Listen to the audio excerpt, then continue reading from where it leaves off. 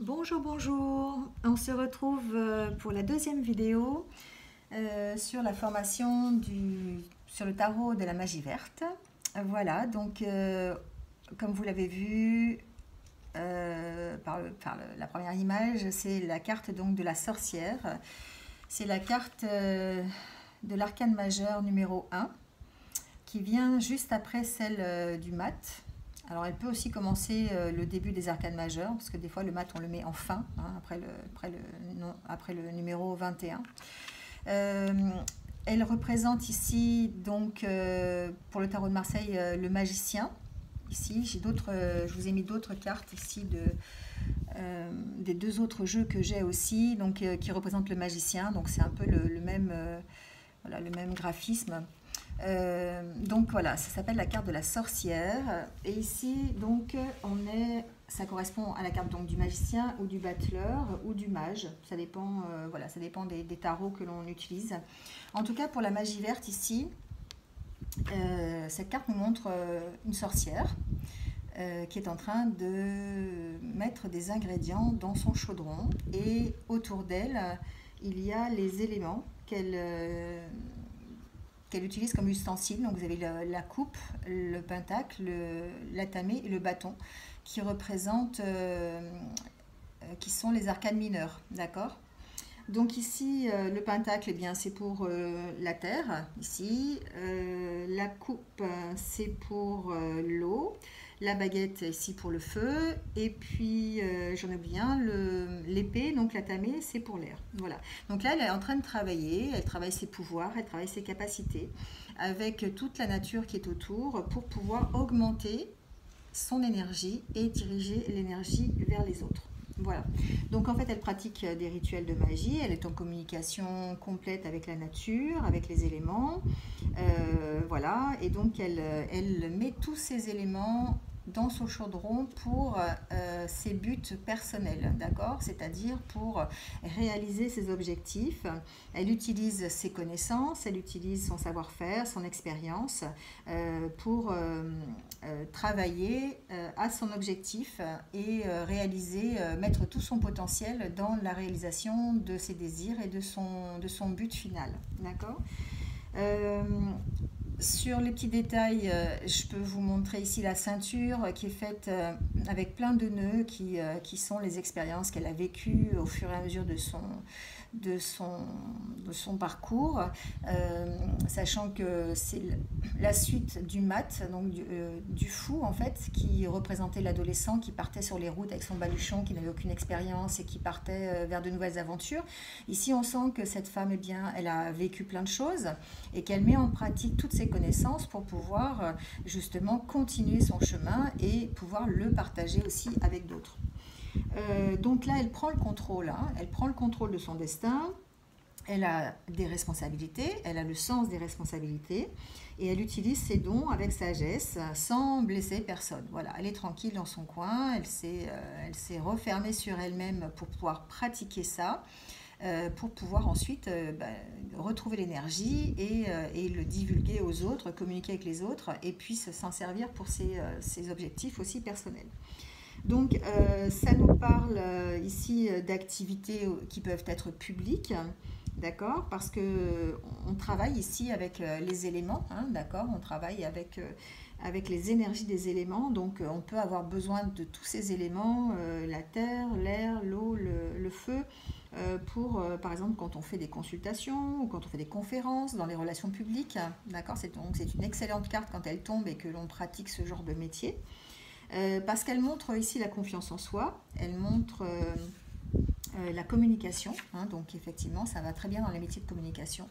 Voilà, donc beaucoup d'énergie dans cette carte et beaucoup de positivité en tout cas. D'accord. Donc là, on contrôle notre destin personnel. Quand on a cette carte dans le jeu, on contrôle notre destin, on met en pratique ses connaissances, son savoir-faire pour justement s'ouvrir vers les autres et puis aller vers ses objectifs. D'accord. Donc on a ici le pouvoir d'opérer des changements dans sa vie. Voilà. On a la capacité d'atteindre ses objectifs. hein. On a vraiment, parce qu'on a la connaissance qu'il faut, on les met en pratique et là, vraiment, on atteint ses objectifs. On fait preuve d'initiative, on fait preuve de créativité ici, elle nous parle de ça, cette carte, d'originalité aussi, hein. Je vous rappelle quand même que c'est une sorcière, donc c'est original, voilà. On s'adapte, on est diplomate, on a toutes ces qualités qui font qu'on peut effectivement parler, d'être un bon orateur, d'être dans la communication, voilà, d'être dans l'échange et dans le partage. Voilà. Donc là, on sait faire, on est perspicace et on prend le contrôle de son propre destin avec cette carte. Ici, on a une plante. La plante qu'elle dépose dans le chaudron, c'est une racine de gingembre. C'est pour le succès. Le gingembre représente le succès et l'action rapide. Et puis le corbeau, lui, représente en tout cas la communication et la magie. Voilà. Donc tous les ingrédients sont là pour atteindre les objectifs et puis pour vraiment mettre en pratique ses savoir-faire, toutes ses connaissances. Dans son métier, par exemple. Alors, on peut donner des exemples, hein. On peut, par exemple, si on parle professionnel, dans un tirage professionnel, eh bien ici, on va parler de nouveaux commencements, peut-être dans un domaine de communication. On peut prendre une nouvelle direction, voilà. On peut aussi montrer un certain, comment dire, un certain leadership, voilà, parce que vous êtes bien ancré, vous êtes enthousiaste, donc vous pouvez montrer aux autres vos savoir-faire. Si on parle de votre foyer personnel, on peut parler ici par exemple de vente immobilière, hein, de mettre en action plein de choses pour vendre son bien ou pour rénover sa maison, pour faire preuve de créativité. Voilà, donc on peut parler de nouveautés ici dans le foyer par exemple. Et puis pour les relations, on parle de nouvelles relations. On vous dit ici que eh bien, l'amour peut être en chemin et que si vous voyez se profiler un engagement ou une relation à l'horizon, eh bien, la communication entre vous deux va être très très bonne. Vous allez mettre en pratique tous vos savoir-faire pour que cette relation marche bien. Voilà, donc vous pouvez ici mettre un projet en commun en route dans ce qui concerne les relations sentimentales ou simplement amicales. D'accord ? Alors dans le sens inversé, ici on va parler de manque de confiance, de blocage aussi, peut-être de blocage de l'expression, puisqu'on est quand même dans la communication, dans le savoir-faire, on hésite, on a du mal à bien discuter, on a du mal à parler, on a du mal à exprimer ce que l'on veut. Vous voyez, il y a un peu ce système-là.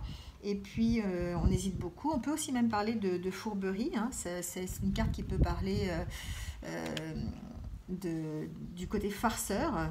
Voilà, on est peut-être tombé sous le charme d'un manipulateur aussi. On peut parler de ça aussi dans le cadre de relations. On peut dire aussi à l'envers que tout n'est pas la réalité. Il y a peut-être de l'illusion. Donc, ça peut monter l'illusion que l'on se crée par rapport à un projet qui est trop surestimé, par exemple, où on est face à un blocage par rapport à sa créativité qui n'arrive pas à s'exprimer. On a besoin de choix. Voilà, on est face à deux choix et puis du coup, on a du mal à prendre une décision.